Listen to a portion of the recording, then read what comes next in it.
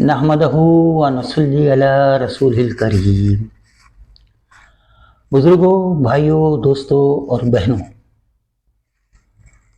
میں ہمیشہ آپ کے لیے اپنے شاہی خاندان سے، جو اتباعوں کا خاندان ہے، اور ان شاہی بیاس سے نسخے لاتا ہوں، اور میری کوشش یہ ہوتی ہے وہ نسخے آپ کو میں شیئر کروں جو مستعمل بھی ہوں اور مجرب بھی ہوں، اور جنہیں ہمارے دواخانے میں ایک فخر کے طور پر استعمال کیا جاتا ہو۔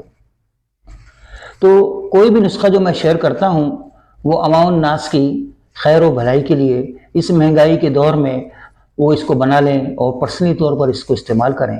لیکن میری آپ سے گزارش ہے کہ اس کو بنانے سے پہلے اس کو اگر آپ غور سے سننے کا حق ادا کر دیں گے اور غور سے سننے کے بعد کسی اچھے مستند طبیب یا مستند پنساری سے اس کے اوپر جا کر مشورہ کر لیں گے اور اس کے اوزان اور پیمائش کا خیال کر کے اور اس کے اصلی اور ایک نمبر ہونے اور تازہ ہونے کی تصدیق کر لیں گے تو یہ نسخہ انشاءاللہ بہت پرتاثیر ہوگا اور آپ کے لیے بھی مفید ہوگا۔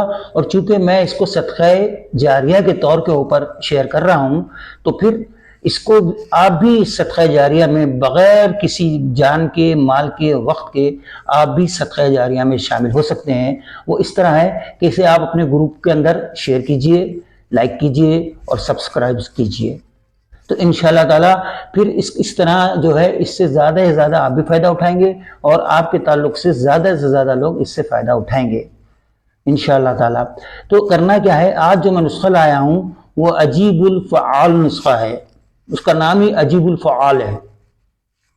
بے انتہا ممسک، نشاط اور سرور پیدا کرنے والا نسخہ جو بادشاہوں کو، شہزادوں کو اور وزیروں کے لیے بنایا جاتا تھا، اور اس کے علاوہ انسانی جسم کے اندر جتنے بھی اورام وغیرہ ہیں اور کسی قسم کی بے سکونی ہے اور کسی قسم کی جو ہے طبیعت کے اندر بے قراری ہے اور طبیعت کے اندر جو ہے وہ رکاوٹ نہیں ہے، طبیعت کے اندر تحمل و برداشت نہیں ہے اور طبیعت کے اندر جھنجھلاہٹ ہے اور عجلت ہے اور جلد سے جلد بور ہو جانے والی کیفیت ہے، تو اس کیفیت کے اندر یہ مسکن اعضائے رئیسہ ہے۔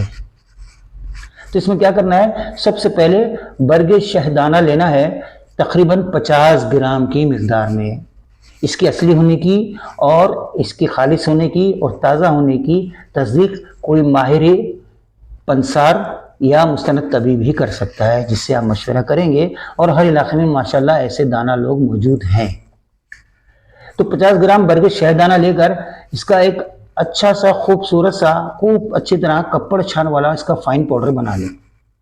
اور اس کی خصوصیت کیا ہے شہدانے کی، یہ جزئی اعظم ہے، نشاط افزا ہے اور حشیش الفقرات، ممسک و مجفف ہے اور جسم کے اندرونی مواد کو گاڑھا پن میں لے کر آتا ہے اور مغلظ کرتا ہے اور اس کے اندر سرور پیدا کرتا ہے اور طبیعت کے اندر مسکن اور ٹھہراؤ پیدا کرتا ہے، جسے ہم رکاوٹ کہتے ہیں، رکاوٹ پیدا کرتا ہے۔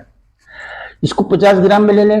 اس کے ساتھ جو ہے الائچی خرد، اس کا دانہ لیں، چھلکا اس کا الگ کر دیں اور اس کا صرف دانہ لیں، دانہ الائچی خرد تقریباً 70 گرام کی مقدار میں اس کو لے لیں۔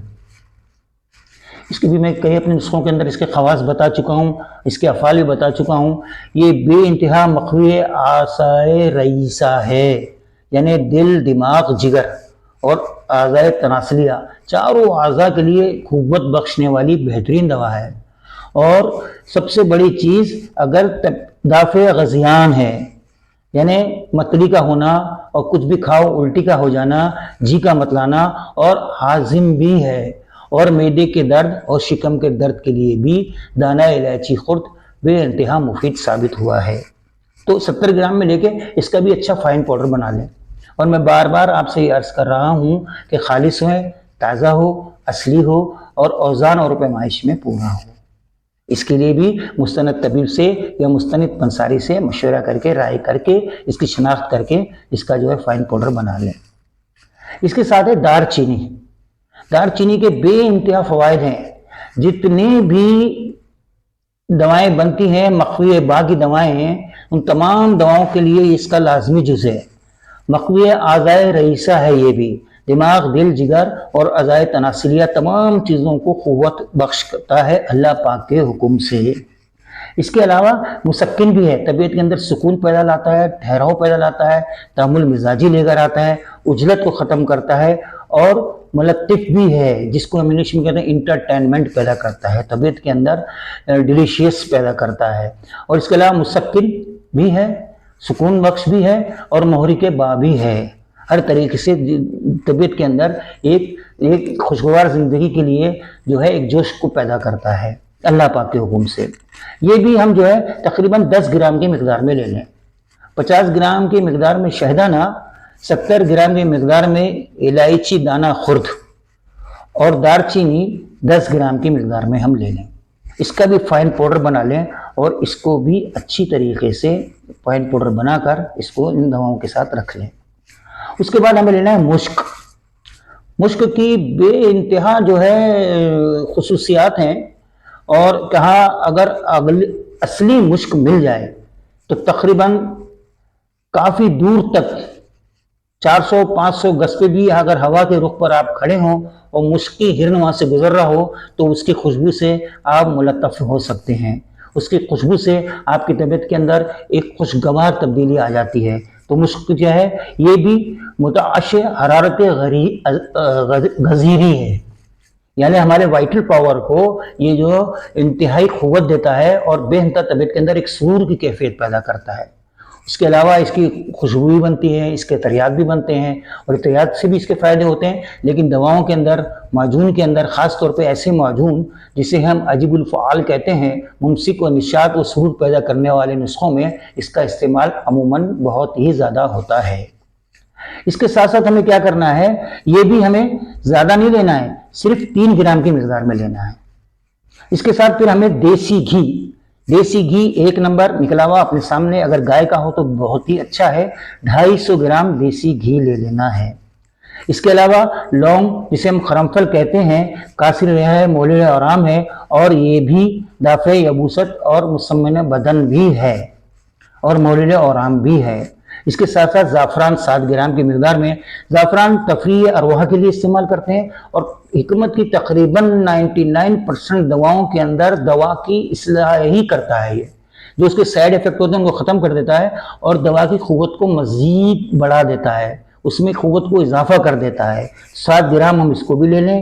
اور جو میں نے ابھی آپ کو کہا تھا دافع یبوست اور مسمن بدن جو ہے، یہ دیسی گھی کی خصوصیت ہے، افعال ہے، جسم کو وہ کرنے کے لیے بھی، کمزور بچوں کی مالش کرنے کے لیے بیرونی طور پر استعمال کرتے ہیں، اور ضعیف معذور مریضوں کے لیے بھی اس کو کھلانے میں بھی استعمال کرتے ہیں، اور ہاتھ پیروں کی مالش بھی اس سے کی جاتی ہے، جس سے جسم کی خشکی ختم ہوتی ہے اور جسم کے اندر فربہی آ جاتی ہے۔